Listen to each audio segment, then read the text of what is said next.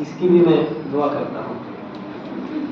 अगली कविता है, क्या होगी वक्त की सही आवाज़। कैसी होंगी सदी की वे पंक्तियाँ जो बिना शोर और हड़बड़ी के लिखी जाएंगी। कैसी होंगी सदी की वे पंक्तियाँ जो बिना शोर और हड़बड़ी के लिखी जाएंगी। वह झूठ के बारे में होंगी या किसी बड़े हादसे के। क्या उसमें बच्चे होंगे और वे पेड़ जिन्हें अभी तक जलाया नहीं गया।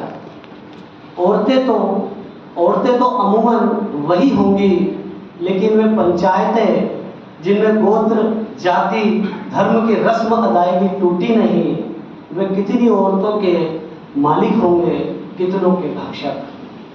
क्या वह दलितों के उन मसीहाओं के लिए होंगी जिन्होंने खुद अपनी मूर्ति गढ़ी और गाथा रची, या वे जो उनके यहाँ भोजन करके निकल जाते हैं अगली किसी सभा की ओर।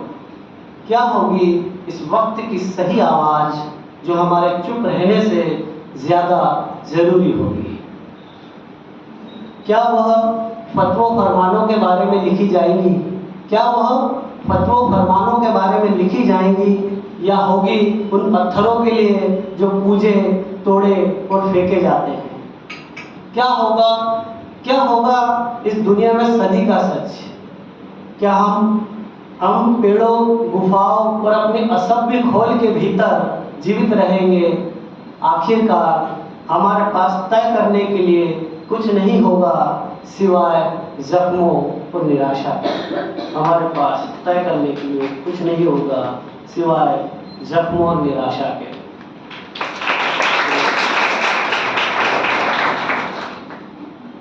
हम सब चाहते हैं कि ये पृथ्वी, ये दुनिया सुंदर बने।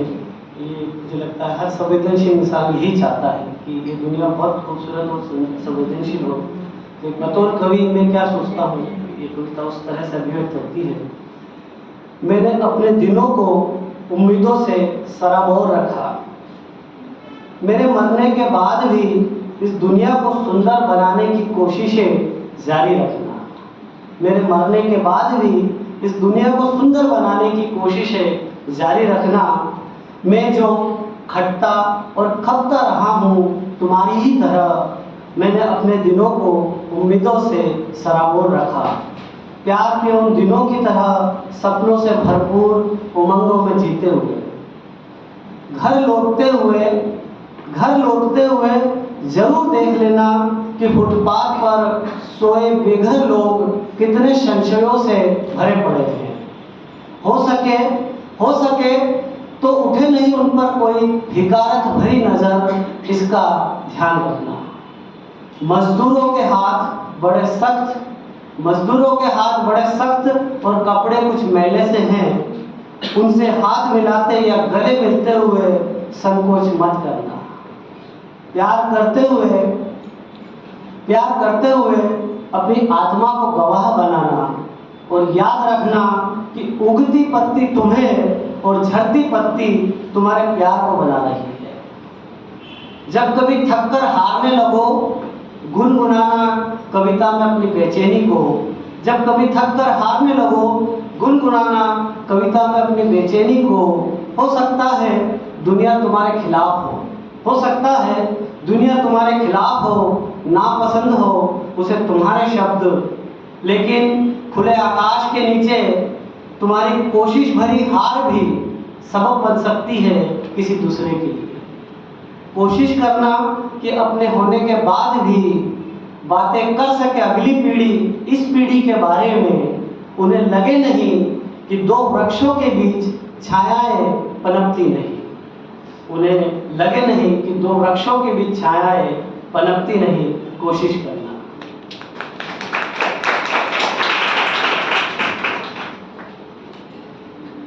एक और कविता है, सवाल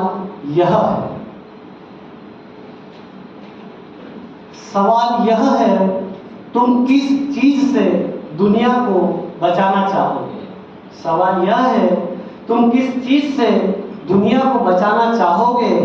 हथियार से, बाजार से या प्यार से। हथियार अगर तुम्हारी जरूरत है तो तुम दुनिया नहीं खुद को बचाना चाहते हो। जैसा कि हमने अमेरिकन गन कल्चर के बारे में सुना ही होगा कि आए दिन वहाँ जो है इस तरह के शूट आउट और आपसी मतलब हो जाते हैं विवाद वहाँ पे। तो मुझे लगता है कोई भी बम, कोई भी बंदूक किसी दुनिया को कभी नहीं बचाती, चाहे उसके बारे में कितनी ही महान बातें घोषित कर दी जाए। एक बंदूक की गोली हमेशा किसी निर्दोष कहो चाहे किसी सामान्य नागरिक को कहो, उसकी जान ही लेती है। हथियार अगर तुम्हारी जरूरत है तो तुम दुनिया नहीं खुद को बचाना चाहते हो। अगर तुम बच गए तो समझो तुम एक घने जंगल के बीच हो, जहाँ कटे पेड़ों के नीचे कुछ परिंदों की आंखों में दबा हुआ एक खूबसूरत सपना है। तुम चाहते हो उसे घर ले आया जाए, लेकिन जैसे ही छूते हो तुम वह टूट जाता है। तुम अगर बाजार को चुनते हो तो निश्चित ही जहाँ तुम दांव फेंकोगे तुम्हें अपने खरीदे अनेक प्रतिरूप दिखाई देंगे। यह दुनिया कमोडिटी की तरह होगी जहाँ तुम तय करोगे भाव और उसके उतार चढ़ाव। तुम्हारी जीत ही जीत होगी, लेकिन जैसे ही तुम सोचोगे अपनी हार के बारे में मारे जाओगे। तुम अगर प्रेम के साथ हो तो कहना मुश्किल है तुम उदास नहीं होगे, बल्कि हर अवसर पर घेरा जाएगा तुम्हें। कई दीवारों के भीतर चुने जाते हुए जब तुम मुस्कुराते मिलोगे, बरसों बाद भी लोग निराश नहीं होंगे। जैसे ही तुम बिखर जाओगे दुनिया के हर दुख में, जैसे ही बिखर जाओगे तुम दुनिया के हर दुख में।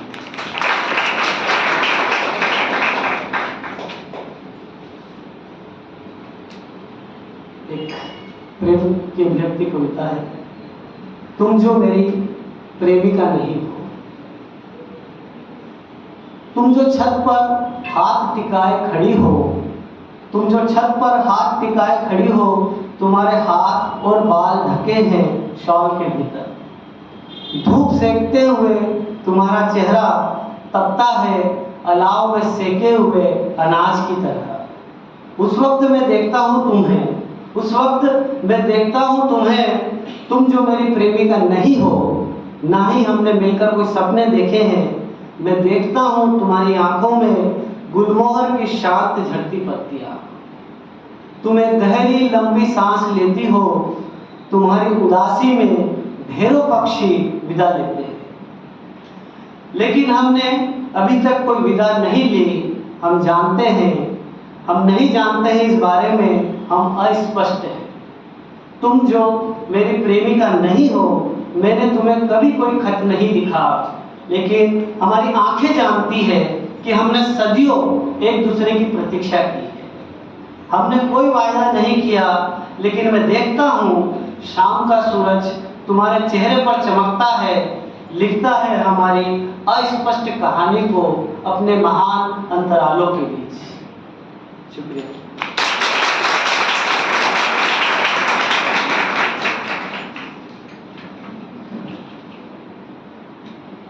एक कविता है हलकान।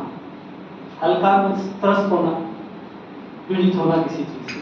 हलकान, आप में बर्दाश्त करने की क्षमता नहीं है, आप में बर्दाश्त करने की क्षमता नहीं है, जबकि यह पेड़ उगाने का समय है। आप में बर्दाश्त करने की क्षमता नहीं है, जबकि यह पेड़ उगाने का समय है। आप लगातार नफरत से बोल रहे हैं, जबकि यह खजूर से रस लेने का मौसम है। आप झुकाने को जीत कहते हैं, जबकि बांस झुककर ही लचीले बनते हैं। आप शांति का कुपाठ करते हैं, जबकि वह जड़ों में बैठी है। आप निरंतर हलकान हैं, जबकि एक ध्वस्त जंगल लौटने की तैयारी में लगा है। आप अमरता के लिए बेचैन हैं, आप अमरता के लिए बेचैन हैं, जबकि कीड़े रोज मरकर दुनिया को बनाते हैं, जबकि कीड़े रोज मरकर दुनिया को बनाते हैं। तो इंसानों को इस चीज का कभी भ्रम नहीं होना चाहिए कि उसके पास बहुत श्रेष्ठ चीजें हैं। पृथ्वी में जितने जीव जंतु वो भी पृथ्वी को सुंदर बनाने में, उसे बनाए रखने में, एक सामंजस्य बनाए रखने में मदद करते हैं। तो किसी इंसान को भ्रम नहीं होना चाहिए, क्योंकि कीड़े जब रोज मरते हैं, हम प्रतिदिन हम तो कभी समझ ही नहीं पाते इस बात को और जब वो मरते हैं तो नए जन्म लेते हैं और एक जो प्राकृतिक प्रक्रिया है वो चलती रहती है निरंतर इस तरह से।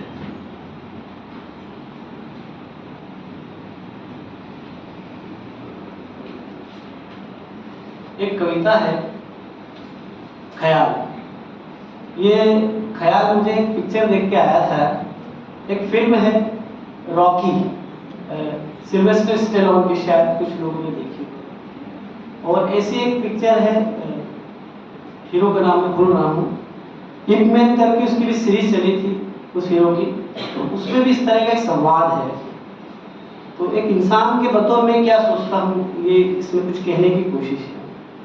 ख्याल, मुझे कभी राजा बनने का ख्याल नहीं आया, मुझे कभी राजा बनने का ख्याल नहीं आया।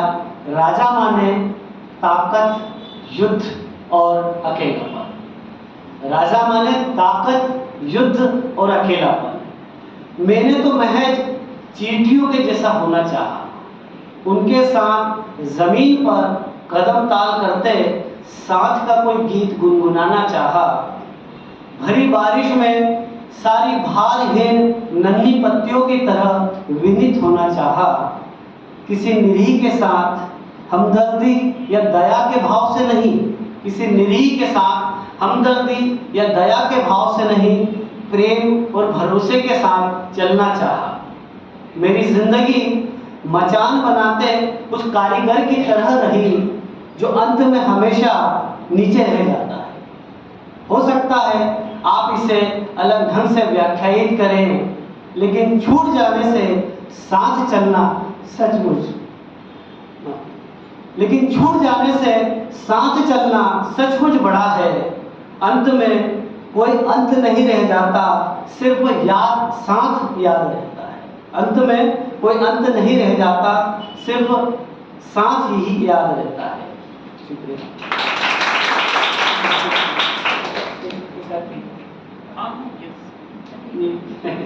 चलिए, एक माँ पर कविता है। पानी में घुली लोक धुन, पानी गिर रहा था, लगा माँ बोल रही है। पानी गिर रहा था, लगा माँ बोल रही है। अमूमन माँ की आवाज पानी जैसी ही है। वह बोलती है तो भीतर हलचल होती है। उसके बोलने में पानी जैसी ही सरलता है। लगातार बहते बोलते उसने जीवन का हर दुख पिघला दिया है।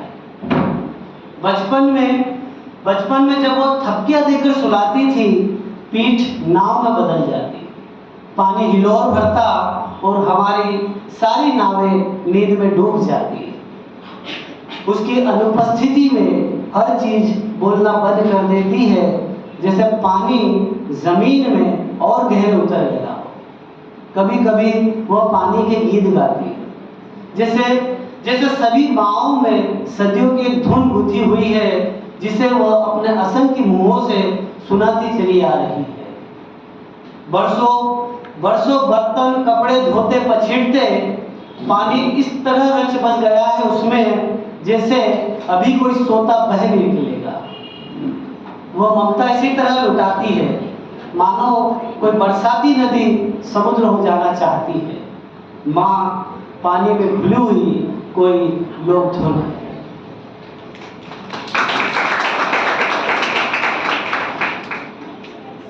इनको दो मिलता है छोटी छोटी।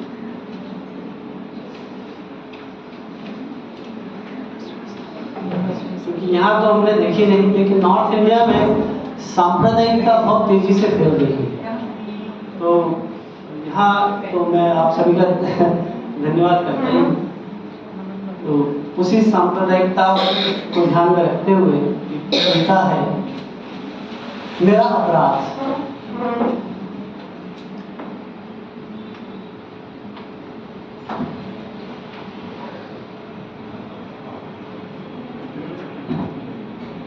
अगर आपको लगता है कि चांद सुंदर खिला है, अगर आपको लगता है कि चांद सुंदर खिला है, आप इत्मीनान से उसे देखते रहिए। मुझे तो उन हाथों ने परेशान कर रखा है जो हत्या बलात्कार और तानाशाही के समर्थन में उठ खड़े हुए। बढ़ती चुप्पियां एक निर्दोष को भी शक के कटघरे में खड़ा कर देती है। बढ़ती हुई चुप्पियां एक निर्दोष को भी शक के कटघरे में खड़ा कर देती है। मैं एक गिरते हुए तारे को देखना छोड़ सकता हूँ, मैं एक गिरते हुए तारे को देखना छोड़ सकता हूँ, मगर किसी गिरते हुए आंसू की पुकार से नहीं बच सकता। आंसुओं की पुकार एक पत्ते से उसका हरापन छीन लेती है। मुझे अपनी निस्सहायता का कोई भय नहीं। मैं घेर लिए जाने के बाद भी अपने शब्दों की स्वतंत्रता छोड़ नहीं सकता। यह दुनिया जिसमें अपराध की स्वीकृति बढ़ रही है, मैं भरी मोहब्बत के साथ इससे मानने से इनकार करता हूँ। यह दुनिया जिसमें अपराध की स्वीकृति बढ़ रही है, मैं भरी मोहब्बत के साथ इसे मानने से इनकार करता हूँ और मेरा यह अपराध दर्ज किया जाए।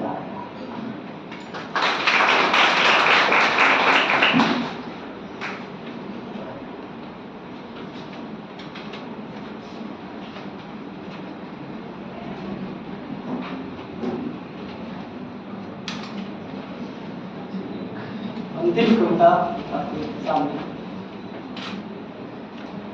फिर वही उसी तरह की बात है। नॉर्थ इंडियंस में बहुत अधिक सांप्रदायिक विद्वेष फैला हुआ है और इसकी चूंकि हम उसी प्रदेश से आते हैं, उन्हीं जगहों से आते हैं जहाँ से इस तरह की हमें हर दिन रूबरू होना पड़ता है इन बातों से। हम अपनी बात सहजता से रख ही नहीं पाते हैं। कई जगह हम जब अपने मित्रों के लिए बात करना चाहते हैं तो कुछ लोग हैं जो नफरत से भरे हुए, वो इसे विखंडित कर देना चाहते हैं, इस खूबसूरत देश को, इस देश की खूबसूरत इंसानियत को। तो मैं चाहता हूँ कि ये इंसानियत और प्रेम हम सब में जिंदा रहे, बचा रहे और इंसान का इंसान से जो नाता है वो हमेशा है। एक अंतिम कविता है, नकार भरी स्वीकृति।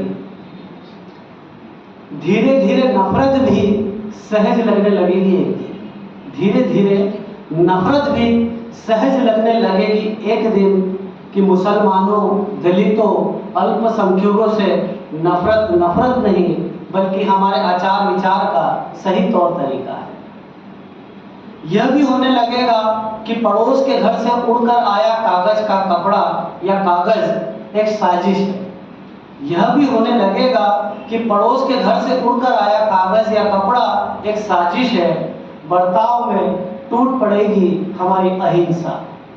ऐसा भी संभव है कि हम प्रेम करते हुए सांप्रदायिक हो। ऐसा भी संभव है कि हम प्रेम करते हुए सांप्रदायिक हो, हम रोते हुए आंसुओं में धर्म खोजने लगे। हत्याएं भी हमें संतप्त करें। यह भी संभव है कि प्रेम हमें अलगाव दे, करुणा सिलेक्टिव बनाए, भाईचारा सिर्फ किताब का अंतिम पन्ना बनकर रह जाए। अपनों को चुनते हुए एक नकार भरी स्वीकृति रखे और हमें इन सब का पता ही न चले।